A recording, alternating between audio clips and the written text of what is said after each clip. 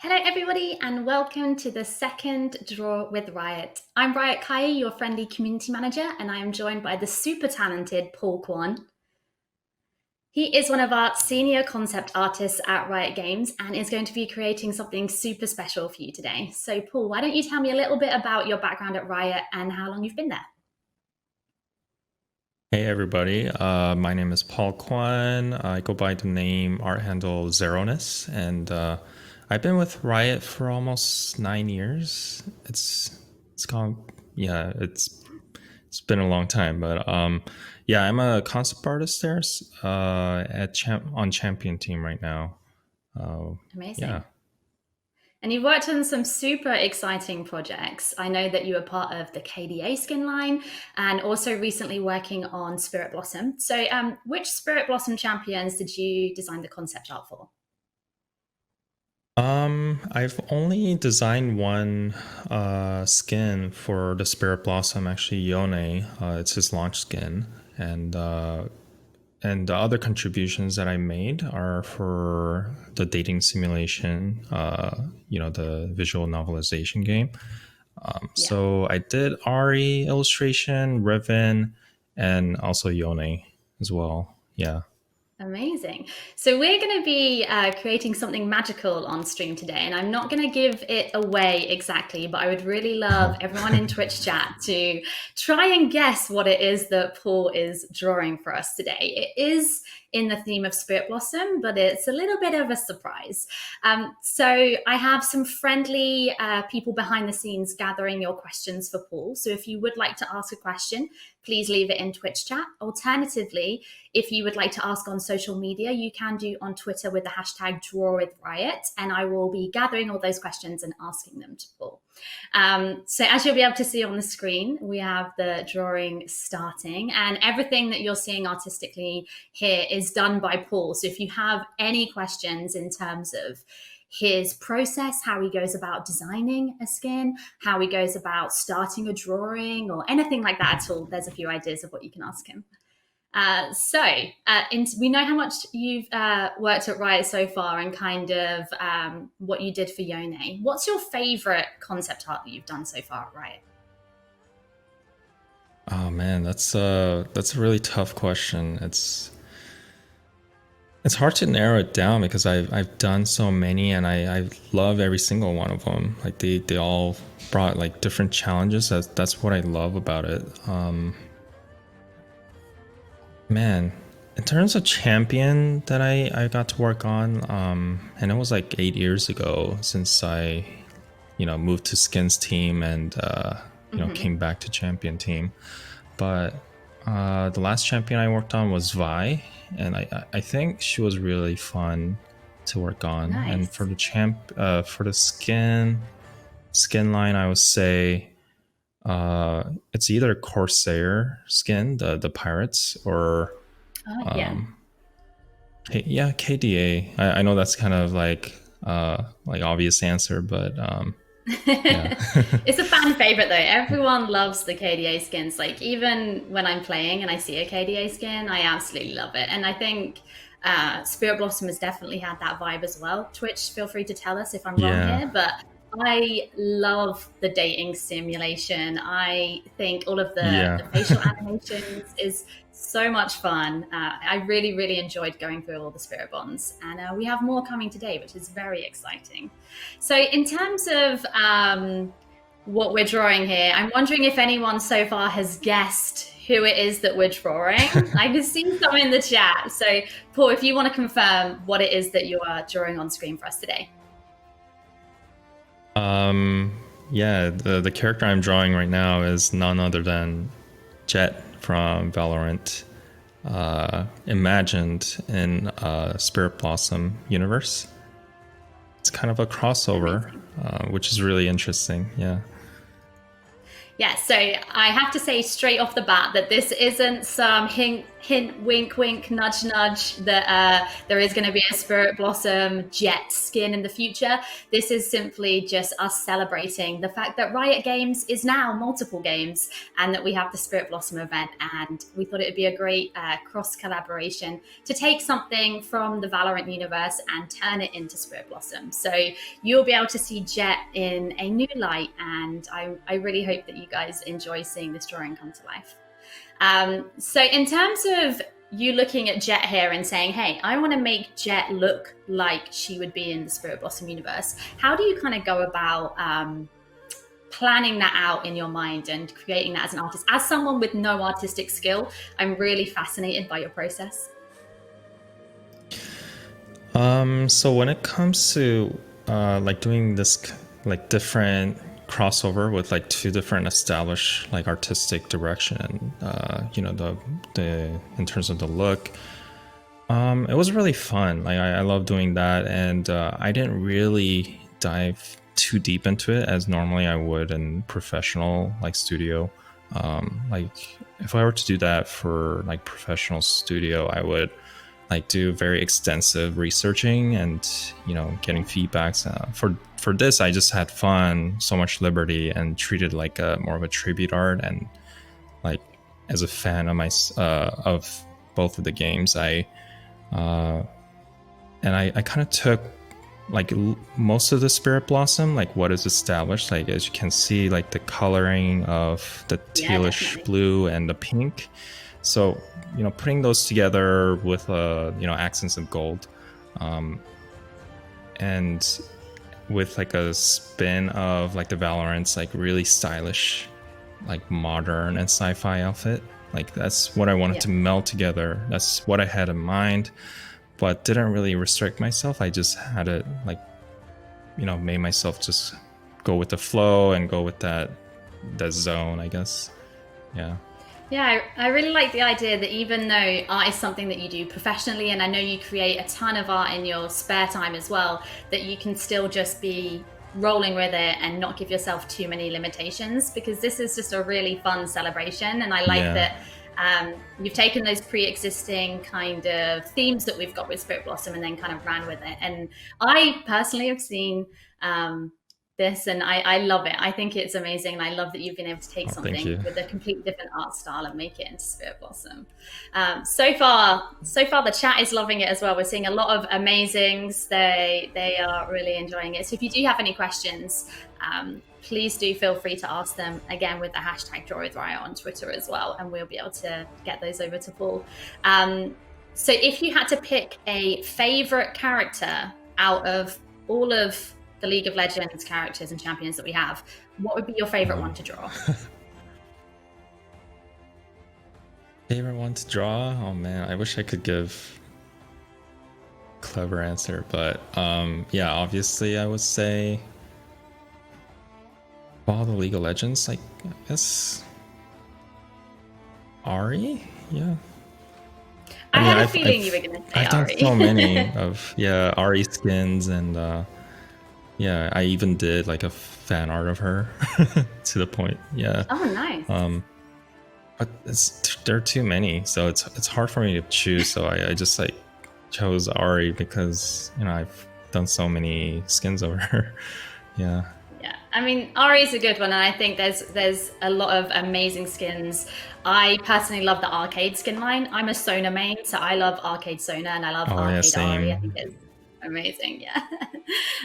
Okay, so we have a question here from Mr. Pufferfish in the chat, and they would like to know, how does one get into this line of work? So I'm guessing they are asking kind of how you got started and how you went about joining Riot as an artist. The story is pretty long, so I'll try to condense it as much as I can. You talk as much as you like. Sure, yeah, why not? I had no idea. Like, I mean, when I was really young, like I grew up playing games, like, and like Final Fantasy, StarCraft, like Diablo, and I always loved and was fascinated by those concept art and illustrations, and that drew me into like kind of teaching myself how to draw, like just doodling, not doing art for seriously, but just over time.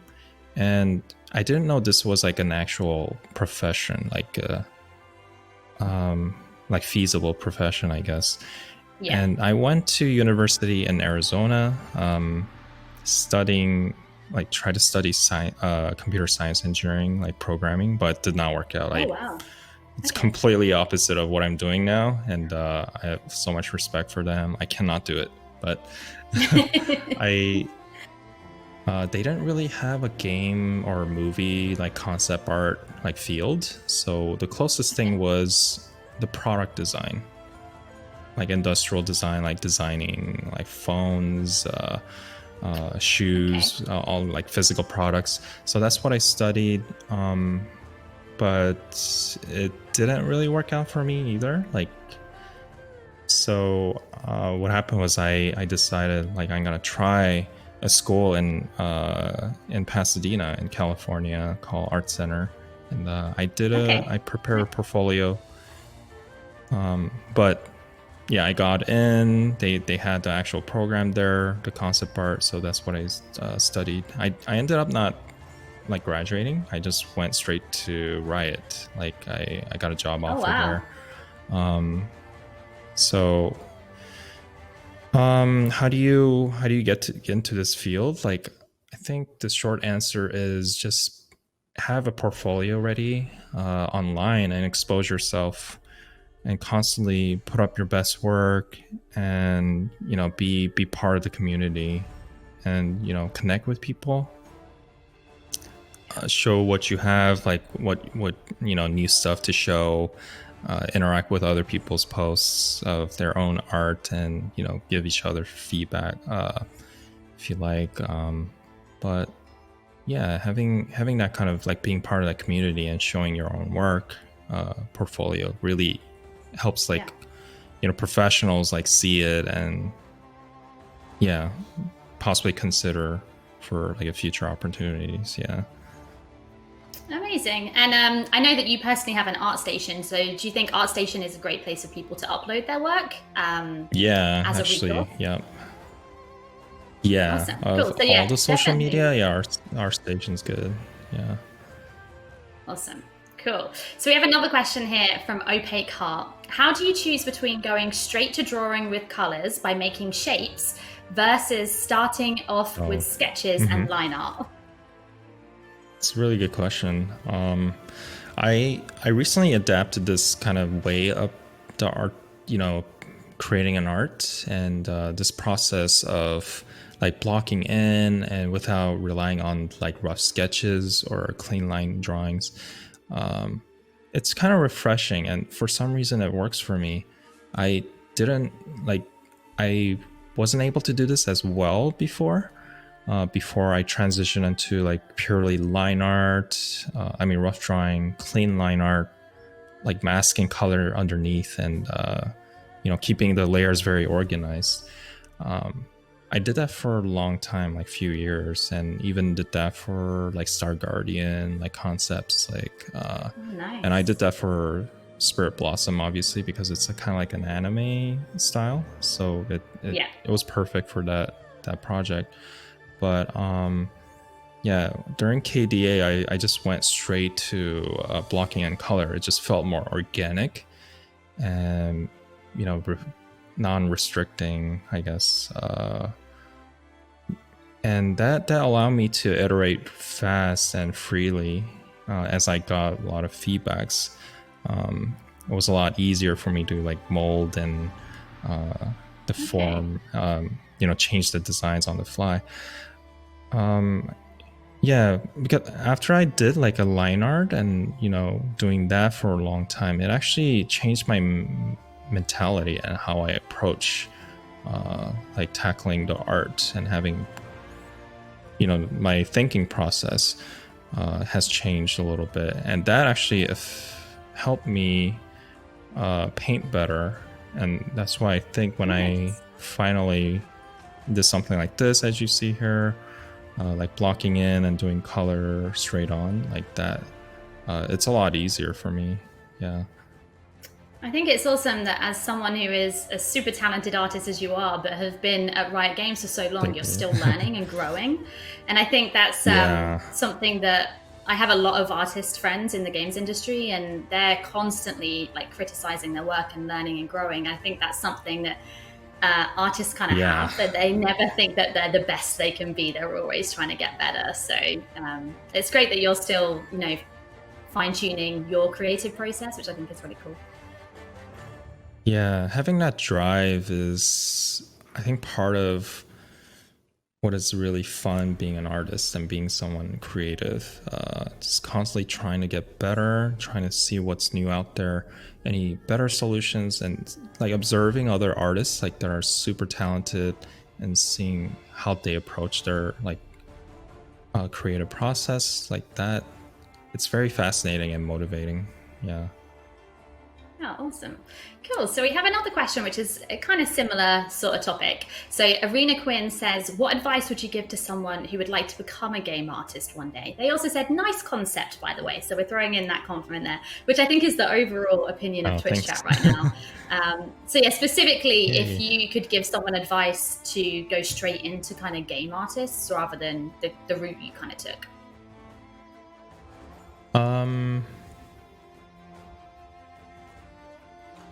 Like what kind of advice I would give?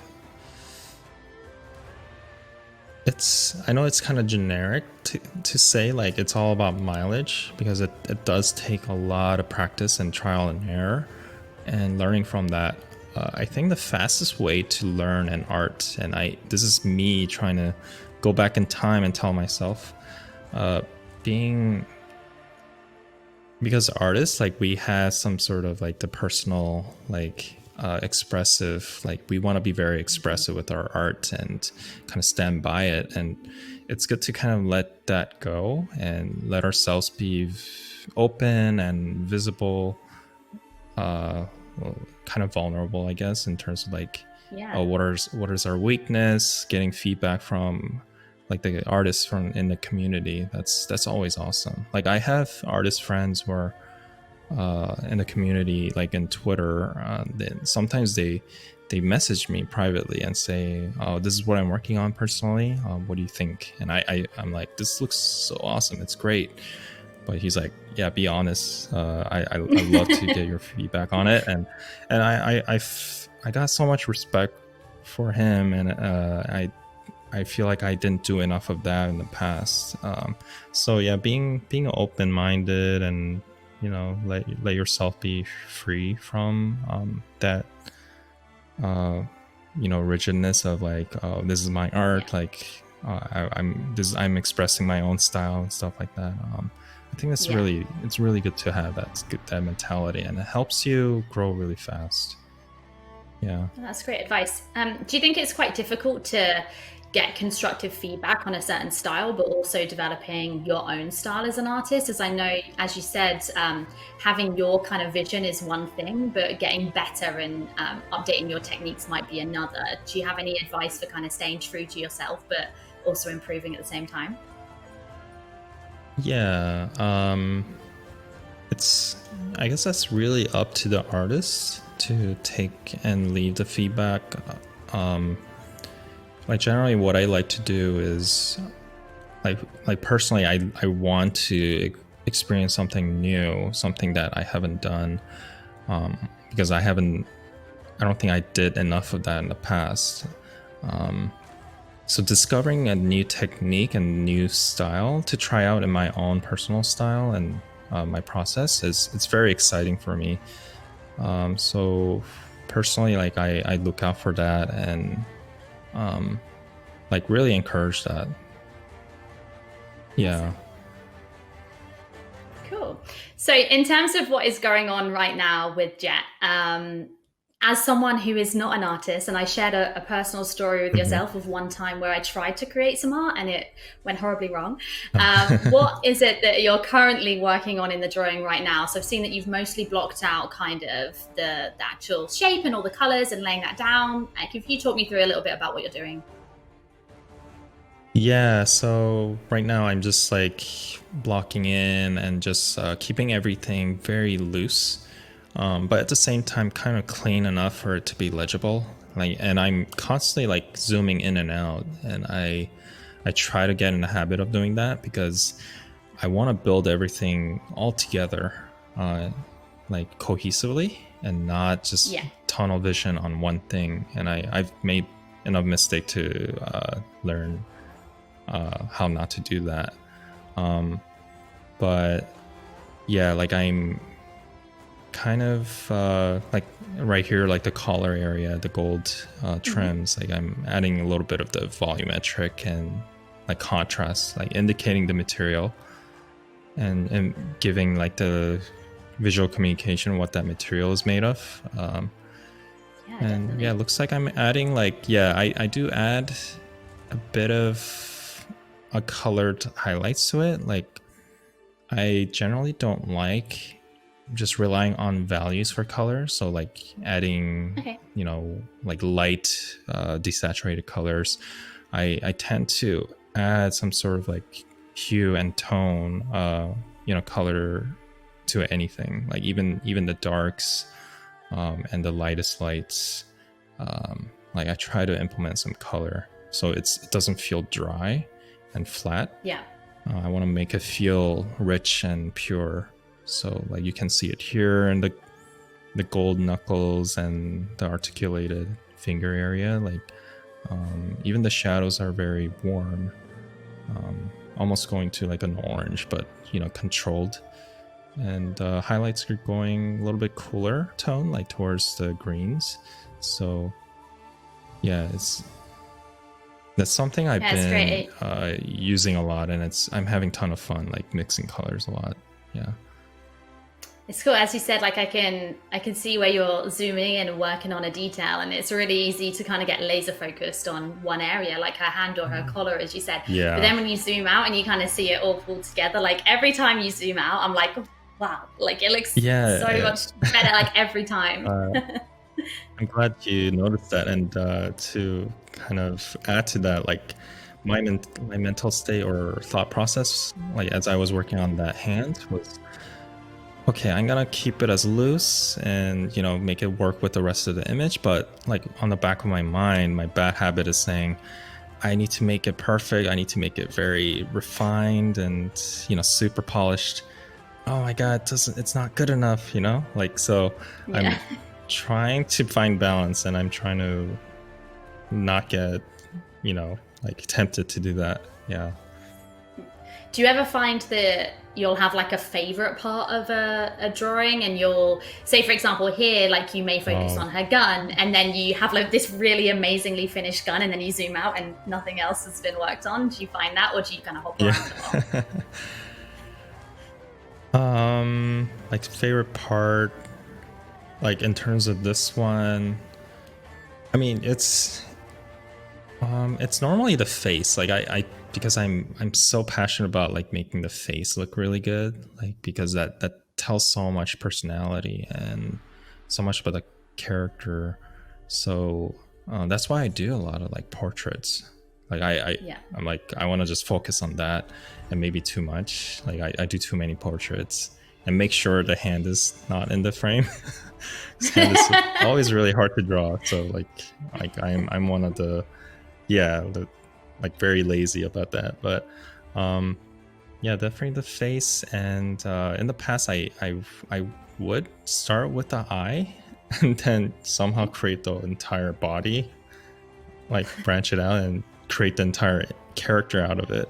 That's I think it works with some people, and you know, I'm sure some people can pull it off way better than I can, but it's not the most logical and best way to approach in terms of creating character.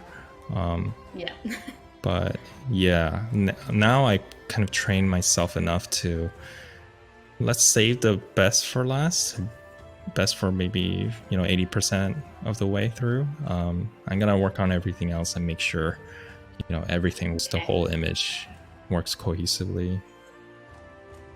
I think that's a solid process. I mean, I know that if I had any talent, I would probably get quite caught up in the thing I really enjoyed doing and then leave things like hands and hair and those kind of harder areas to the end. But it's good that you're kind of wanting the whole image to kind of come together all at once. Cool. So I have another question here from, I'm sorry if I butcher your name, Glanothgu. For Riot style, is there a guideline for how characters should look? Or do they give you kind of a free pass and creative agency to do what you like?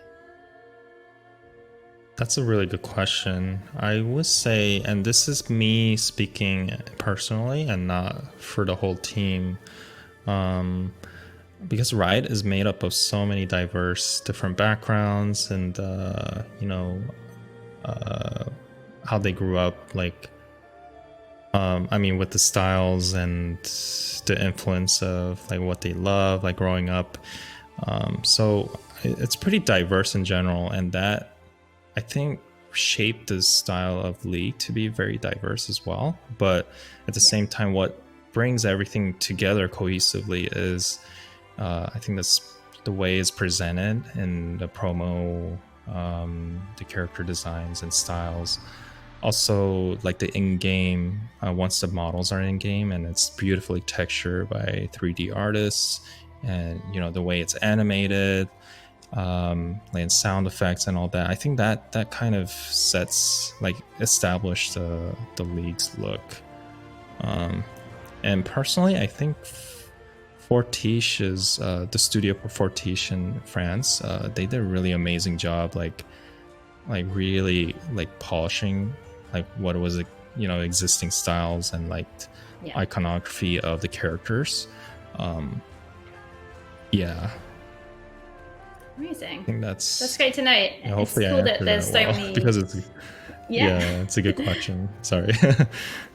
Yeah, there's so many people kind of contributing to the overall look of League, and I think when I've kind of interacted with people about like Yone's art or as you said, like the dating sim kind of the art there, a lot of people instantly knew that it was you that did some of those, and I think that's really really cool that they recognize your art and they can kind of have almost their favorite artists at Riot. I'm sure people do, but it's cool that they can know that your style, but it's also kind of the overall style of League as well.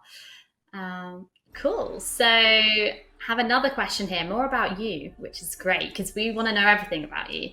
Life Giving says, which artists have been your inspirations and how can you see that in your style? Or is your art inspired by something completely different? My inspirations have changed a lot, and not in a way like I'm moving on to different artists as inspiration. It's like I'm constantly adding new artists in my bucket of like, I want to be as good as this person, or I want to try to replicate this brilliant solution to like design and creating compelling character designs. I guess growing up, most notably have been like Square Enix artists like Tetsuya Nomura, Akihito Yoshida, some of the artists that I worked with in the past, like at Blizzard internship, like John Polidora, Glenn Rain, Gerald Brom, and like Wang Wei. Those guys are absolutely amazing, and I learned so much from them just by watching them draw. But after that, like it just became like overloading with like so many brilliant artists like at Riot as well. Like just being part of like in the meeting and in like concept reviews or art reviews, like seeing them how they would do certain things, like suggestions that I get, like that's been like ingrained in my mind, and I've been repeating that. But yeah, like Twitter, like that's a really good social media, especially like Twitter, that I see so many good artists that just like pops up, and I save it, like, and retweet it, and also follow them. Yeah. I follow too many artists on Twitter. No, it's great that that you can see people pop up and just be inspired by them. I think there's the notion that only super successful artists are good, and that's definitely not true. There are so many people just starting out who are super talented, who don't yet have a following, and then they just blow up out of nowhere, which is amazing.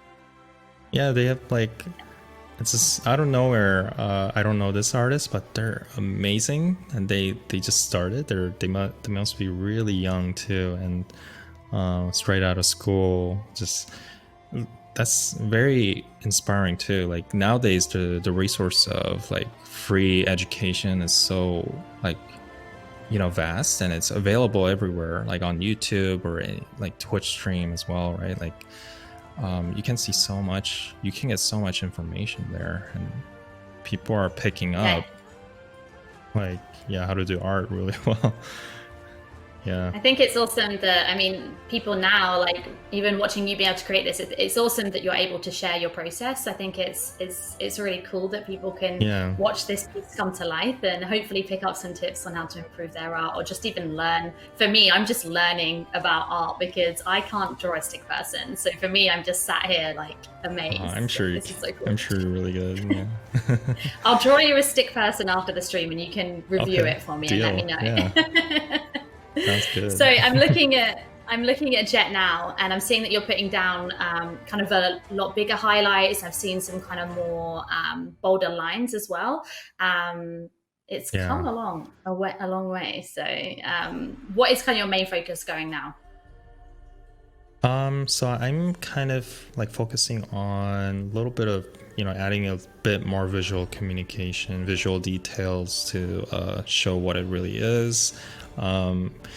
So this, like, I didn't really have many reference for the gun, so I'm kind of using my visual library in my head to extract what I know, and just kind of making it up. Like I would, it might not totally make sense like functionality wise, but I'm just like focusing on how to balance you know, internal design details, making sure that it's not cluttered, that there's some areas of rest, and also like little details that are even minor, they're kind of cohesively feel like they belong together. It looks like it's made by one person.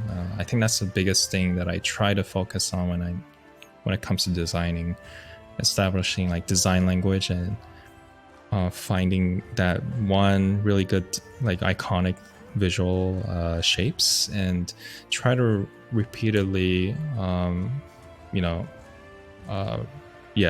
like apply that everywhere else, as if there's a rhythm to the whole piece, a flow to the whole art. Awesome. So I have another question here from Twitter this time. So thank you for submitting your questions on Twitter with the hashtag. We've got one from Vikram here that says, do you do any non-digital art? And if so, what's your favorite medium? Unfortunately, I don't anymore. The only like non-digital medium that I used was like colored pencil. That's the only way I colored artwork before. Like I never was trained in like oil painting or acrylic or any type of painting. I've done like, you know, figure paintings before, like miniatures. Okay. But that's about it. Like I would love to tackle doing very traditional art mediums, like oil painting. That would be really cool, because I've seen Gerald Brom do that. Like he's a master of you know oil painting, so it's been very methodical and like amazing to watch him do that. So one day I'll buy the materials and do that. Yeah, I'd be really keen to see you try that actually. Is there a specific reason why you think you kind of lent more towards digital? Do you find that it kind of suits your style better, or that it was easier to pick up, or just personally because that's just kind of where you fell into? It was definitely personally, I just fell into it. Like I never like thought about like or needed to use oil painting or stuff like that. I guess I did like sketch on paper a little bit, and like for designing characters, I would have like tiny sticky notes, all those yellow like sticky notes that I get. Like I Yeah. would do like thumbnails there very quickly to put down ideas that come up in my head, but nothing too much like oil painting. And digital is definitely more accessible and Yeah. way more forgiving than traditional way of doing art. Yeah. Control Z is I think really it worked out well because I mean I think it'd be quite difficult to design a concept art for a League of Legends champion in like a traditional format and then try and convert that digitally. So I mean it maybe worked out for us. I So. could be the first to do it. Yeah, like do a pitch art and a oil painting like in this Yeah, canvas and I show it to like it. Just stakeholders or like something. a whole oil painting skin line that you do by hand, and then they have to Yeah, convert that'd it. be It'd be crazy. great. Cool. So I have another question here from Nodo Twitch that says, how many references do you have to gather and use so that the character you're working on isn't furthering away the intended theme? That's a really good question, because I feel like references, gathering references is incredibly important, and it's part of researching that we do to prepare ourselves before diving into like ideations, blue sky, putting out the most ridiculous ideas, and figuring out and how to tunnel, like narrowing it down to the best idea. In the past, I used to like we create like these what's called like mood board or ref boards, and we would like present it to the team and say, hey, this is the ideas we're going for, the goals and the pillars, personality, where this character's from, the story and all that, and the gameplay, like what gameplay we're trying to achieve here. And we would show the mood board saying, oh, these are kind of the vibe, maybe the design language, these are the references for the faction, and here are the references for the weapons to match the gameplay. Like we would extensively do that. And but personally, I like to narrow down the best references. Like it's really difficult when there's like collage of like constellation of references on one page, and it gets very overwhelming, and you can get into a trap of like confusion, like using one reference to find a design motif, and suddenly you find another reference that's like, oh, that I like that motif better. So like you kind of mix and match it too much, and it muddles it, or I guess it makes the design kind of muddy and confusing. So I like to try to. It is a art of it is like another part of a craft to like research really well. For KDA, we had like a designated person who kind of researched for us. That was incredible. Oh, wow, nice. But yeah. So then if you're kind of provided a bunch of references, do you kind of pick and choose the ones out of that research that you kind of resonate the most with, that can help with your creative process? Yeah, like what I did was I kind of helped create like a visual direction for KDA, like artistic direction.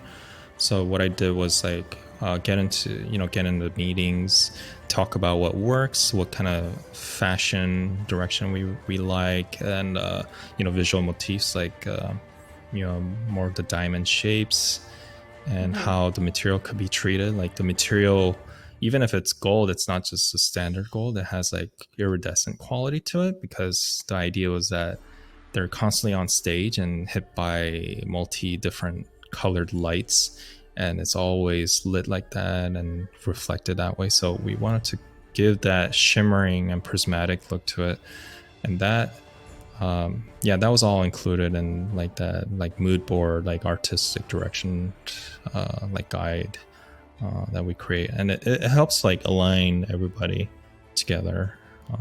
Yeah. Because Yeah. I've noticed that you mentioned that with Spirit Blossom, you worked on some of the champions and then some of the kind of dating sim kind of areas. But how many Yeah. artists were in total kind of working on Spirit Blossom? Oh, we have so many. It was a collaboration between, us champion and the skins team. I believe skins had like 5 or 6 artists working on the actual designs, Wow. the skin designs. And I think there were like 10 total. And, champion team worked on like 2 designs. Lilia for her launch skin and Yone's launch skin. But maybe 8 or possibly 10 artists, and I could be totally off, and I apologize if I'm off, but yeah, I think 10 is a good number. Yeah, that is a decent amount of artists, and I think for you all to kind of be aligned on one kind of style so that it looks all cohesive is super talented, and I'll never fully understand how you can do that. But I guess that's kind of part of that question where you're getting references and research. I think that's probably a big part of it. You don't just kind of sit down and start drawing, because you kind of need that background work as well. Mm-hmm. So I have a question here. We had a Carry on. Oh, sorry. To add to that, we had really good like art leadership working on it. Art directors and art leads, producers, and they kind of like really helped narrow it down to very cohesive and very strong visual direction. Amazing. Cool. So a question here from Issa that we have to be careful with this question. What champion would you love to create a skin for that you haven't worked on yet? So just in the theory of the world, nothing super specific, but if you were like, I would just love to create a skin or a certain style for a champion, what would it be? It's way too difficult. So you can say Sona if you like. Sona? Yeah, why not? Yeah, I would say Sona. Oh, that works for me because I'm a Sona main. I'm very excited for Psyop Sona because yeah, very excited. I haven't worked on Sona skin. That's actually the really good answer. Like the only Sona skin I sort of worked on was like the ultimate Sona skin, the DJ Sona. Yeah, okay. But I was like just partially involved, and it was finished by really, really good artists. But yeah, Sona would be really good. Awesome. I know whenever I kind of post anything about skins on social media, it's always, when's Star Guardian Sona coming? And I think for some reason people just really want Star Guardian Sona, but I can't imagine in my mind, because I'm not an artist, what Star Guardian Sona would look like, but I think it would be awesome. It should be really good. Like she would fit right in for the skin line. Yeah. I also like the idea of KDA Sona to fit with the kind of the band theme. I feel like she could fit into KDA. Yeah, for a musician character, yeah, that's perfect, right? Yeah. So we have another question about you. It seems people want to know a lot about you personally as well as your awesome art. So Asparma says, who do you main in League? So if you play League, do you, Paul? Oh yeah, I do. We talked a little bit about this yesterday. Yeah. I mean, I play enough to get updated on all the new stuff and new champions, new skins, gameplay and all that. But in terms of the mains, I think my first main was Zyra, and still is, yeah. And second is Vi. Yeah. I remember when Vi came out way back when. I've played League for 9 years now, but only been at Riot 2 months. But I remember when Vi came out, and I never played like a jungler or like a top laner at all, but I was like, she looks so cool, I want to play her. So I was just determined to play her in any lane that I could. Awesome. So we're coming up to around the kind of halfway mark here. So whilst we're kind of gathering some more of your questions, I think now is a good time for us to take a little break, give Paul a chance to stretch, grab a drink and all that stuff. So don't go anywhere. Feel free to ask us more questions on social media with the hashtag #DrawWithRiot or in Twitch chat, and we will gather those questions for you and we will come back ready to answer those. So we'll see you in just a second. Welcome back, everybody. Thank you for letting us take a little break there. We are both in very warm countries right now. By warm, I mean I'm in London and Paul is in California, but London's very warm, so it's nice to get up and stretch, grab a drink, move around. So thank you for that. So I'm going to dive right back in with a question here, which I think is just a really nice thing for me to think about, especially Crystal Links here asks, how does it feel seeing your final characters built and put into the game? Like what does that feel like for you to see that final kind of project come to fruition and then see a player basically playing that champion? I still get chills down my spine and butterflies, in my stomach, and yeah, it's very happy moment to see that everything come together by the talents that we have, and I feel very lucky as a concept artist to just be able to design and then have everybody else who's incredibly talented put their magic into and breathe life into these characters, and especially when fans take a look at the results that we made, and they when they love it and show us that love through doing cosplays, really beautiful cosplays and fan arts that are even better than my concept art, and it's very energizing, and that motivates me to give even more. I would say yeah, it's very humbling too, so That's awesome that you look at it that way and that you love fan art, because I know that people trying to recreate something you've done can probably be quite personal, and some artists may love it and some artists might find that it kind of puts them off. But knowing that you just love seeing people recreate something that you've done is super, super cool. And I think it's exciting to see, as you said, those cosplays at events. Whenever I go to an event and I see people cosplay as champions, and also having their own flavor to it. I've seen people cosplay skins for champions that don't exist, and I think that's kind of what we're doing today with the Spirit Blossom Jett. She's not a real thing, but it's cool to just imagine that. And do you have any kind of favorite kind of thing that you like seeing? Is cosplay your favorite kind of medium that people recreate, or is it fan art, people creating manga, or? Oh man, I don't have one particular favorite. I find them all very really awesome and inspiring to see.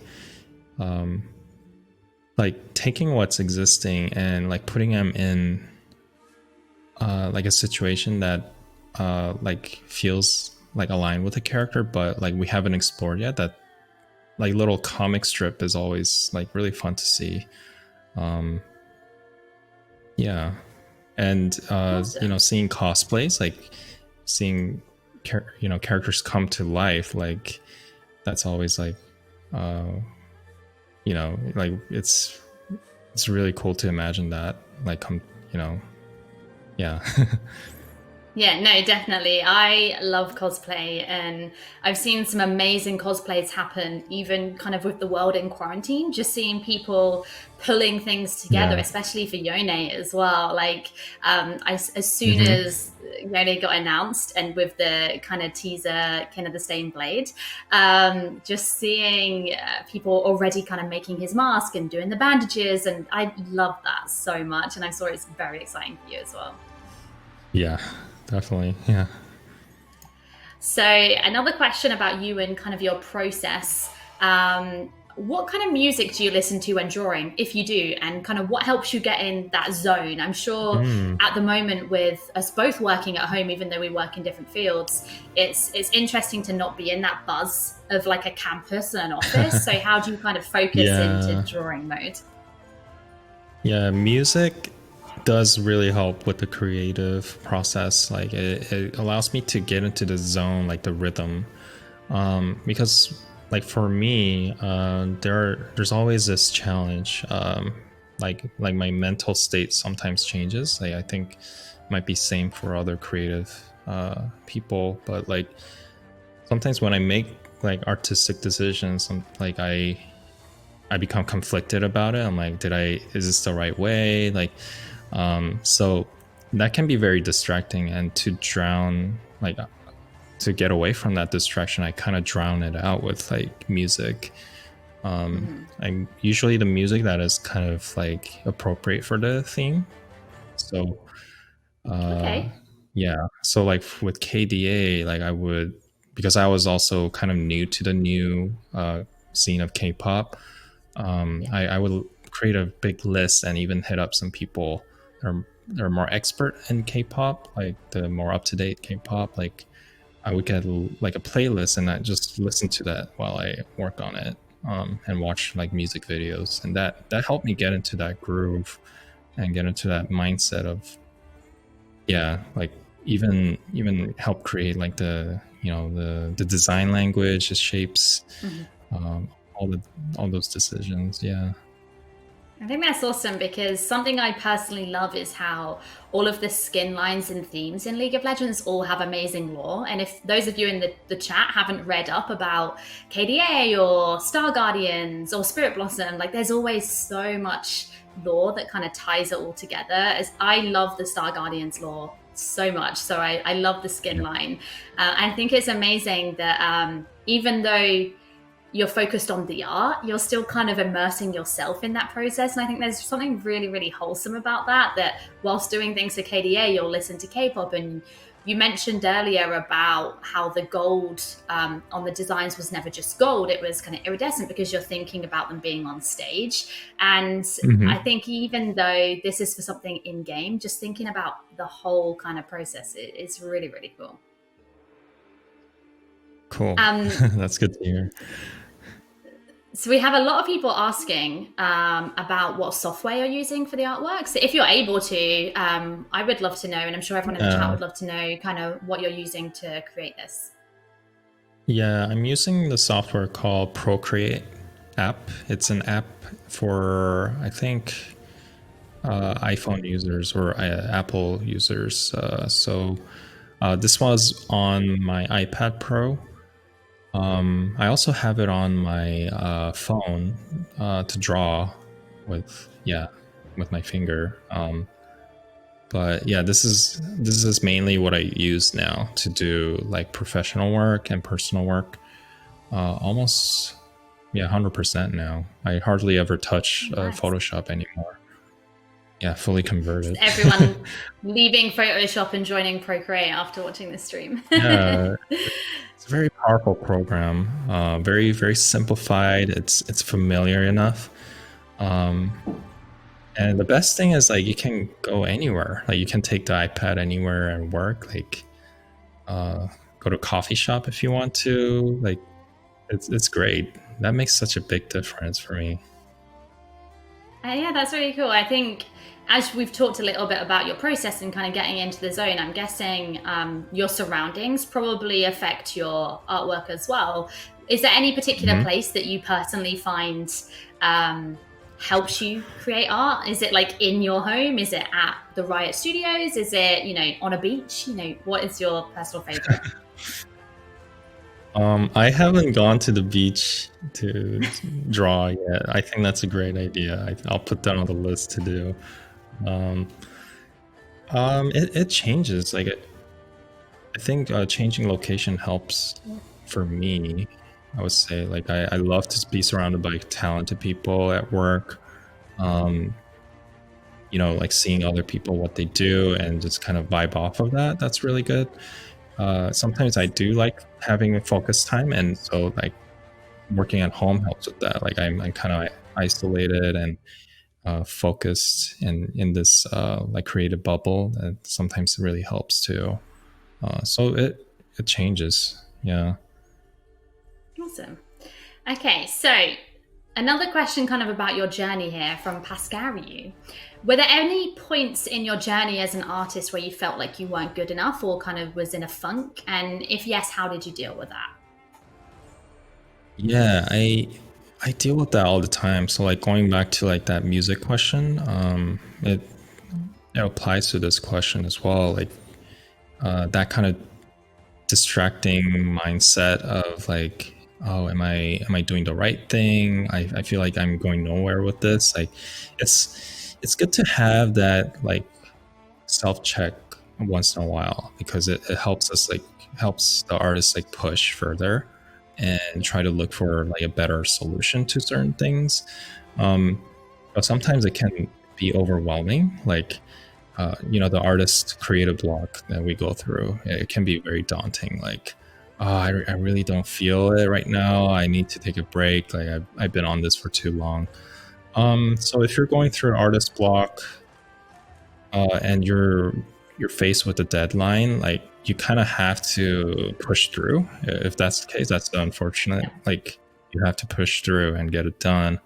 Um, but if it's like a personal work and I've worked on something for too long and it's not like I'm not getting anywhere with it, I would take a long break.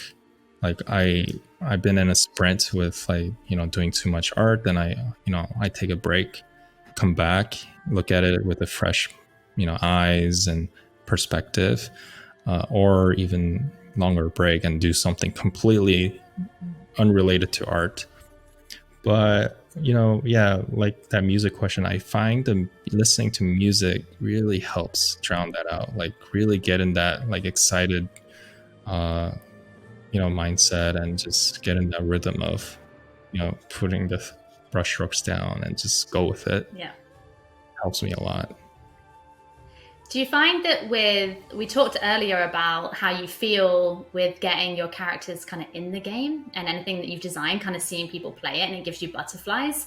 Do you find that that affects your kind of personal work because you have such like an end goal for anything that you create at Riot, whereas your personal Mm-hmm. art, you're doing it for the love of it? Do you find that that kind of deters you from doing personal projects?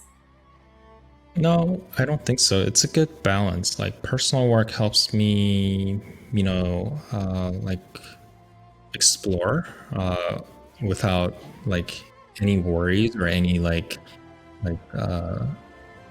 yeah, it's kind of like you can do anything you want with the personal work. Like I use that time to try to learn something new. So like I mentioned about Okay. like being in that community. So like on Twitter, I would see like really cool artworks that I find super inspirational, and I would save that and kind of analyze it and try it out in my personal work. And I think that's just a perfect time to do it. And it gives different kind of excitement, like that feeling of excitement of like trying to learn something new, um, and I experimenting. think that's a really good That's always, way. yeah. Yeah. I'm looking at Jett now and seeing you lay down initially those kind of greeny highlight colors, they're popping so Oh, much now. And I love that we're starting to see some of those deeper blues come in there and the pinks as well. It's she's looking amazing, by the way. yeah. So in terms now of, I'm seeing you're starting to work on some of the petals kind of in the background. Do you find that there's a Yeah. right time to start working on a background, or do you find that you really want to have like the main focus nailed down first? Yeah, I want the petals to be kind of framing device for the character to uh, work as like a composition element. So like adding like a flow with that like wispy, the air of VFX that I drawn there. Um, Having petals to add like some sort of dimensionality with like subtle details. That's kind of the purpose of those. So I try to add those towards like maybe 70% along the way of the art, Okay. and not too early. If I do add them too early, it's kind of to remind myself to not forget about this idea that Okay. I came up with in my head in the first place. But I try to make sure it's not a distraction element. Like it's just a framing device. Yeah. Yeah, it's nice that, as you said earlier, in terms of doing digital art, it makes it more forgiving and free. It's nice that you Yeah. can kind of put those ideas down and think, I'm going to get back to this later. But if that was a traditional medium, you would have to kind of commit to doing it at that point, which makes it less Yeah. freeing. Hmm. Yeah. Cool. So another question here from Alchemyth. Do you have a tip for learning artists on how to train to use colors? I am myself trying to learn digital art, but all my drawings are still black and white since my coloring isn't good looking. Yeah, I went through the same thing. I think I'm still going through it. Color is really tough to like really control. My advice would be don't be afraid. Don't be afraid to fail, because in order to grow, just about anything, you do have to kind of like do something that you're not very comfortable with and you don't feel like you're ready. So just tackle it, even if it doesn't look good, and just slowly figure out like how to make it work, little by little. And I think mileage really helps with it. I only became, I guess I feel like I recently became comfortable with like putting down colors and mixing them cohesively, because I've worked with them for so long and I've tried so many different ways. But yeah, I guess like it hit me like suddenly, like something clicked in my head when I transitioned off of like just doing line art and organizing my layers and managing everything to like what you see now. It's very organic and very loose. It's kind of like sculpting. So that actually helped me unlock myself kind of and rediscover how I approach like coloring. Yeah, it's really interesting as well, like seeing this piece of artwork kind of evolve. It's not like you put all the colors you wanted to use down at once. You started out with a gray shape and you started adding different bits of color, and even now you're adding more and more color as you go through. And I think seeing the pink and blues turn into kind of more of an iridescent kind of flowing color is really, really nice. So it's constantly evolving, and you didn't just decide to use one color. It's kind of changing, which is really cool. Yeah, recently I've had so much fun just like adding a lot of like different colors, like even contrasting color like hidden in there. And I find that very fascinating, and I've seen other artists do that so well, and that just adds a dimensionality to the entire art. It doesn't feel flat and dry. Like it feels very rich and popping out and pure looking. So yeah. Nice. So I'm noticing here on the drawing that you're kind of making some aspects of it stand out a lot more. Is that what you were talking about in terms of not having the background being distracting? Yeah, part of it is like, so the question is, the background is pretty simple, right? Yeah, like I wouldn't lie, like it's mainly because I'm kind of like shying away from doing complicated background. It's kind of something I'm not very good at. But at the same time, yeah, I'm kind of trained to, as a concept artist, to keep it simple and make sure the main focus is on the character and the visual information that's on the character has to be very legible for when I hand off the concept to the 3D artist to build them. So yeah, but definitely because I'm kind of lazy too. Not at all. How long would something like this take to create?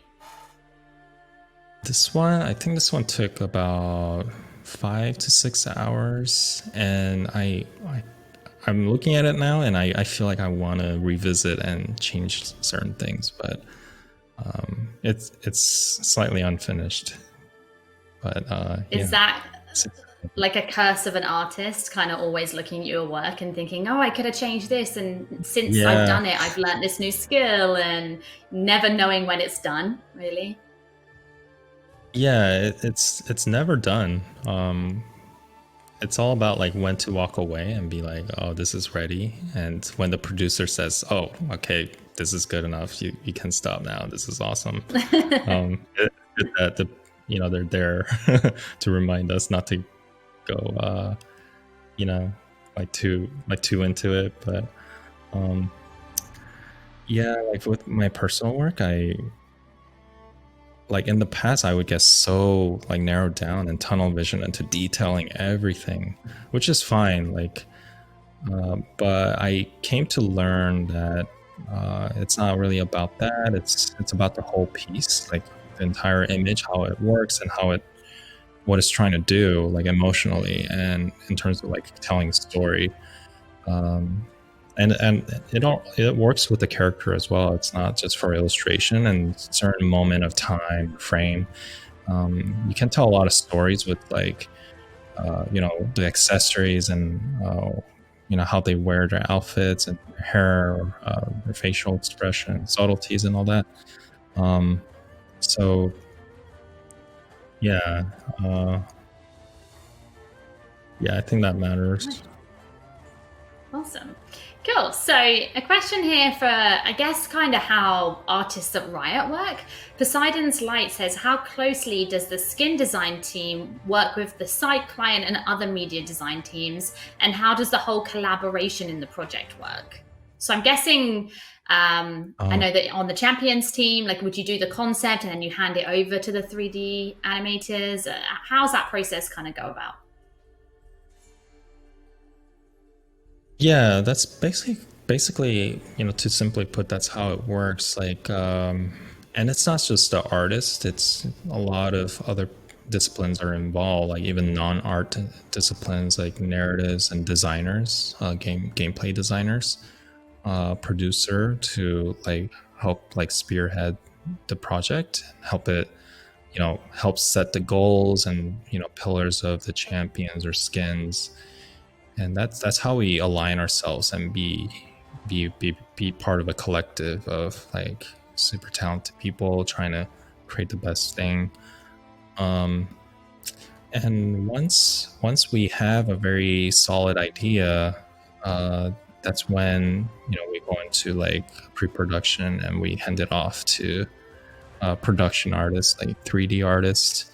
They'll take the concept, like a pitch art or orthograph and in-game view, and try to translate that as best as they could, as best as they can into 3D form, or even and start testing out. And that's where we it gets really like extra fun too.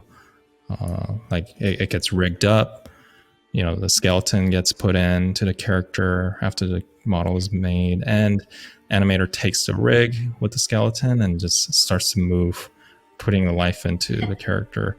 After that, like sound effects, sound designers will even add more life into the character. So it's like slowly they come together and the character comes to life, and it's awesome.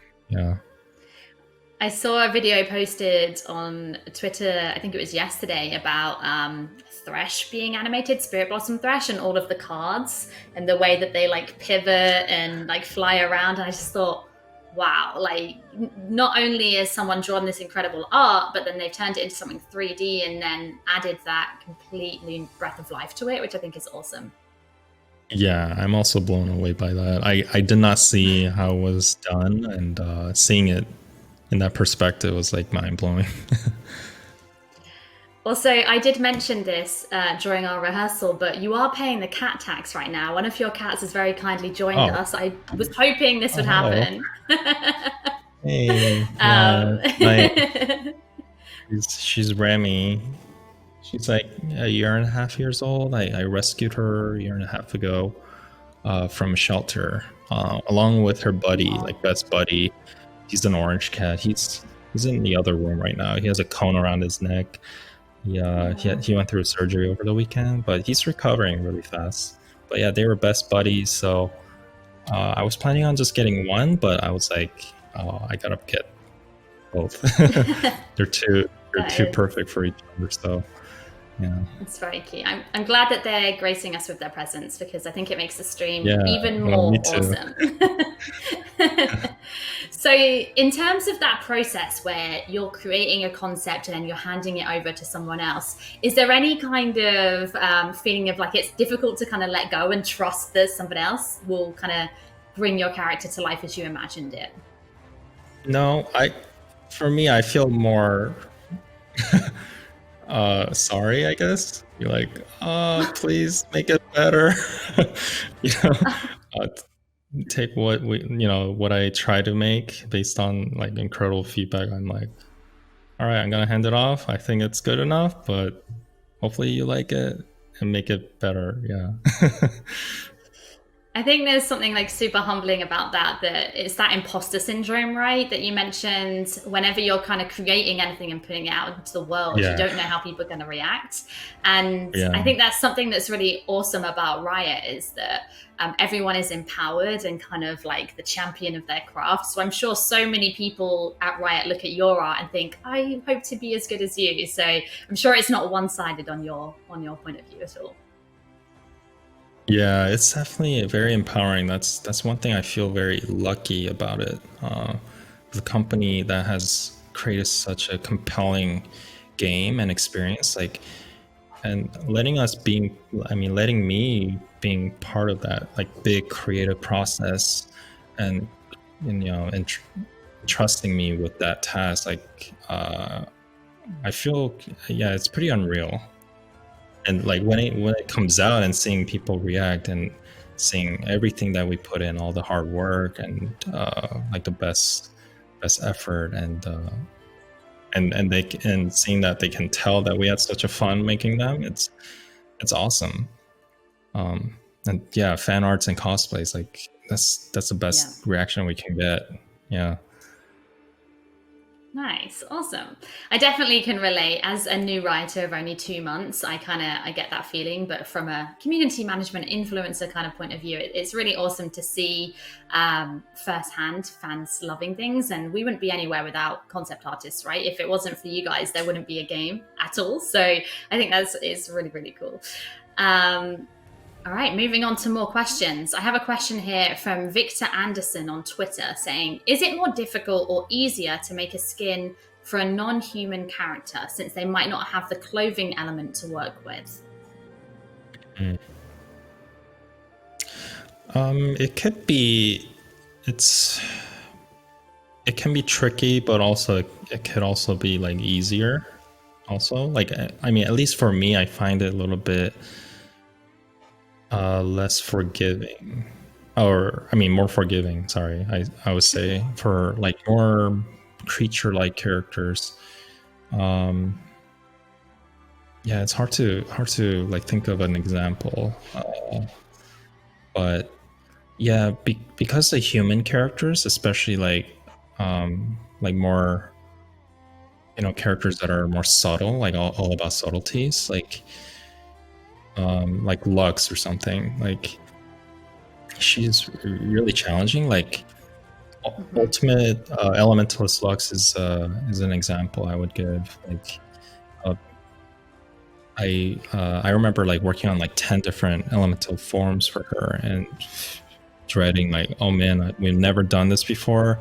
It's one single character with a very iconic silhouette and personality. Like how do I make 10 different elemental forms without making it redundant, but at the same time they're very cohesive together?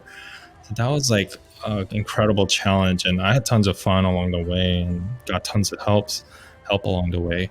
And that's a good example of like how difficult it is, because you can't, if you change so much about that the character, you start to lose who that character is, and also if she becomes less relatable. She's relatable because she's so simple. Yeah, she's so simple and very, straightforward, I would say. And it's all about subtlety. So, yeah. When it comes to creatures, it's a little bit, forgiving. Yeah. I think you're right there. It has to be relatable. And I think one big example of that is Spirit Blossom Thresh. I think for the first time, people seeing Yeah. Thresh in a human form. I love it, and one thing I really really love that I didn't know, even seeing the skins way beforehand, is that when you play as Thresh, his skin changes in the game as you play, kind of similar to Elementalist Lux. That he kind of turns more into the human demon form rather than like with Hmm. the jaw and everything. And I think touches like that are so cool, and specifically when you mentioned Elementalist Lux, like it's not just the concept, it's kind of all of those different phases as well that you need to work on, but still kind of keeping to that theme, which is really cool. Yeah, that one's a really good example. It's like taking a non-human or semi-human character with like a skull face. It's very iconic to everybody, but turning him into like a human, right? Human who's like we're very familiar with, like the features and the subtle features. That's very hard challenge, and the artist Oscar Vega did that really well, tackling that. Um, yeah. So you mentioned how much you love fan art, especially. We are already starting to see some Spirit Blossom Jett fan art on Twitter. So I would love Oh to wow, urge people, if you have created anything, please do tweet it at that's so Paul at fast. Zeronis Art on Twitter. Yeah, so fast.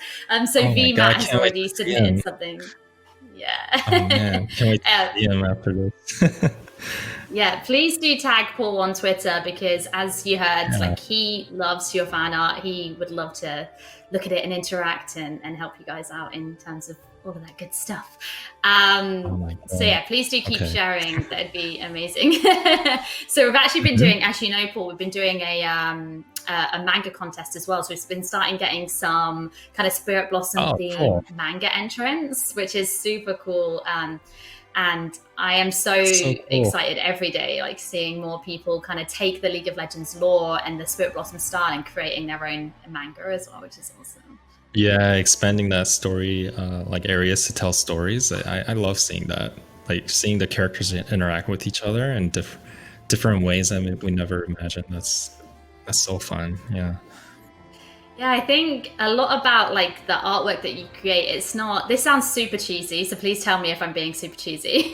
But you're creating something that invokes an emotion from somebody, and it makes them not only want to buy the skin or play the champion, but they start then looking at the lore and they read the art books and they Mm. create fan art or fanfic, and it really resonates with people, which kind of builds that like emotional bond. So it's not just you creating something and throwing it out into the world, like they're connected to you via that, which I think is so cool.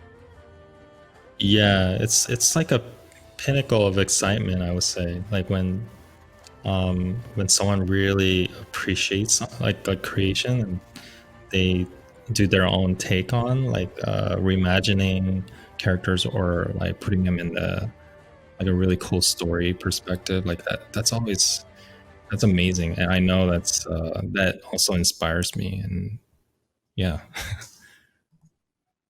Yeah, that's really nice. I am super excited to see if anyone else is creating some Spirit Blossom Jets, because I just this one I'm Yeah. seeing it right now, and it's very Yeah. nice. Oh. We're watching you. So in terms of kind of your favorite kind of part of the process here, I'm seeing that she looks finished to me as an artist. You Mhm. probably don't think so. You've mentioned that you would continue working on her, but what are your touches that you're making to Jet right now? It's like I'm getting to more of a polish stage, refinement. Even though it looks kind of loose up close, like I'm at a point I feel like everything is coming together properly and it's like cohesively. So I decided to like go like zoom in a little bit in all the areas that needs a little bit of like extra the last information to make it come together even like more cohesively. Yeah, I'm adding like some more of those like prismatic or more of those like saturated highlights in certain areas, like blending them in into like the shadows. even the light areas that are reflective. Like I try to add different hues of colors to, add like further that dimensionality of the entire image.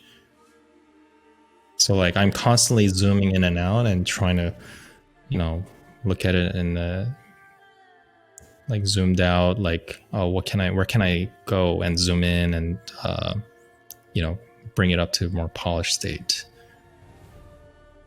Yeah, I mean, it looks great. And you say the term loose, and I'm just like, where? Like, where is it loose? Because it looks so refined. And every time you zoom out, I just think, wow, like I was watching you. If anyone sees me kind of looking over, like I'm watching this happening real time, just as you are in Twitch chat. And I saw you kind of drawing kind of like swirls of color on her arm.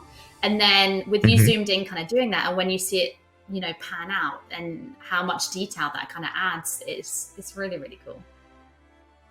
Yeah, thank you. That means a lot.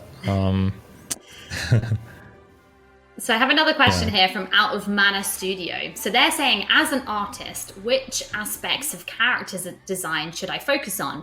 And what elements do you look for most in someone's portfolio? So if you were kind of reviewing someone's work, what would stand out to you? That's a good question. It's pretty broad. It changes depending on the team. It's very situational, I would say. On champion team, like I'm not like the SME that's kind of like recruiting people. So I don't want to speak for the team. Like this is just personally, like I find like being able to tell story very, very crucial, and also like gameplay. I think those are incredibly important for characters for League, because we have like 150, like around 150 champions now. So gameplay is incredibly important to convey visually. We have a lot of champions slightly overlapping with each other, like using bows as a weapon, or axe, swords. So within the art, like if you take a look at the art and know exactly what that character is going to do, what the personality might be, the story, which faction this character could be from, like that is really good. If I can see that right away, that's a really good indication of like it being a successful character design. For skins, again, that's my personal way of looking at it. Like, yeah, you should be able to like identify which character this is, like regardless what skin line this character is in, like the alternative universe that it's being shown. So like character recognizability is really important. And if it's a new character in an existing skin line, and it should feel very obvious. Like it should feel like, oh, that's definitely that skin line, and I can still recognize this character. I think that's a very successful concept. Yeah, I like the idea as well that you mentioned there with alternate universes. I think that's super important that, Star Guardian Miss Fortune has a different hair color, and Battle Academia Lux has red hair, and she's my favorite because I have red hair. So there's champions that I wouldn't have normally wanted to play, but then a certain skin comes out that I think, wow, I love this skin and I resonate with it and I want to play them now.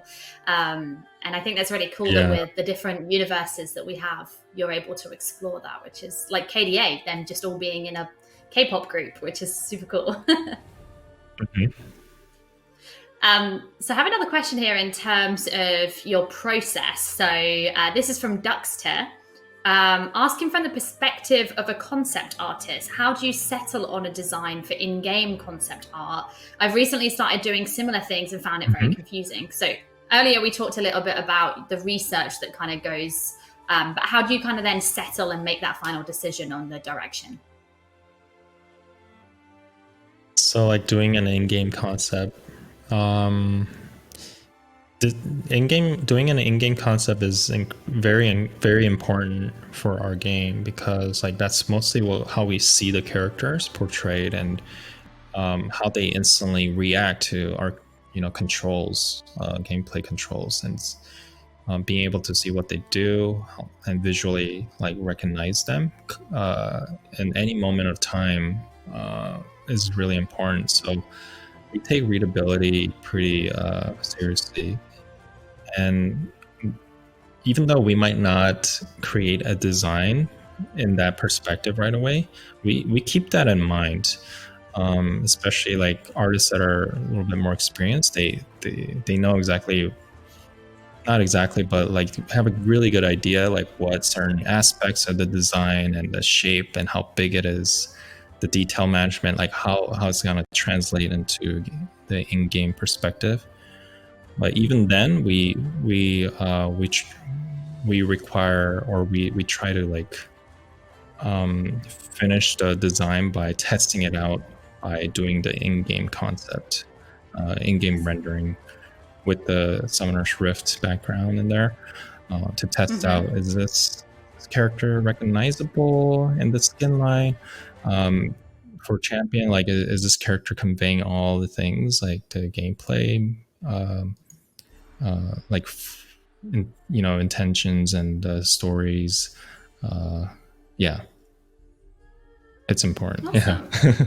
Yeah, no, super important. I think something I really, really love is like our PBE previews as well. So when a character or a skin line gets announced, you always kind of see it in game, as well as like a cinematic or splash art, because there's so many different kind of variants that you're seeing this. As you said, splash art's one thing, and you see that when you buy a skin or buy a champion, but when you're actually playing in game, that's completely different. And I think that is really interesting. So we're actually coming to the end of our time together now. So thank you all so much for your amazing questions. This has been super fun. Paul, thank you so much for not only creating this amazing piece of artwork, but for joining me today. It's been amazing to do this with you. Oh, thanks for being with me, and being able to share this experience together. And thanks to like everybody joined in this stream. It's been really wonderful and fun. Yeah, I'm seeing a lot of comments now just like, wow, he is very talented. And that's so true. And I think when we announced this, so many people were super excited to see you. So I know you're super humble, because that's the way you are, but so many people super love this. And I do just want to remind everyone that this is just like a fun collaboration between the Spirit Blossom event and Valorant. So you won't be seeing Spirit Blossom Jett in Valorant, but this is just a really nice, fun exploration of the art. And Paul very kindly agreed to us tweeting out the final image on the LOL EU Twitter account. If you would like to go there after the stream, feel free. And if you do create any fan arts or cosplays of this or anything, please do tag Paul, because he loves it. We beg you, please. I get energized. I get motivated. Yeah. If you want more skins or like new champions, you need to send fan arts and cosplays, because that fuels Paul's soul. Yeah, my bar. My bar. It's like this spirit bombs in game. Like currently everyone's sitting at like a B, but if you really want to get to that S, we need some fan arts. And if you are wanting to flex your kind of creative muscle even more, as I said, we do currently have a manga contest that you're free to enter. One of the top prizes for that actually includes one-on-one time with Jen Lim. And it's amazing to be able to have kind of a video call with an artist at Riot and get some feedback on your own creation. So feel free to enter that if you're interested as well. And thank you everybody for hanging out. This has been awesome, and hopefully if you guys enjoyed it, let us know and we can start planning Draw with Riot 3. And we will see you all next time. Bye everyone. Thanks, guys. Bye.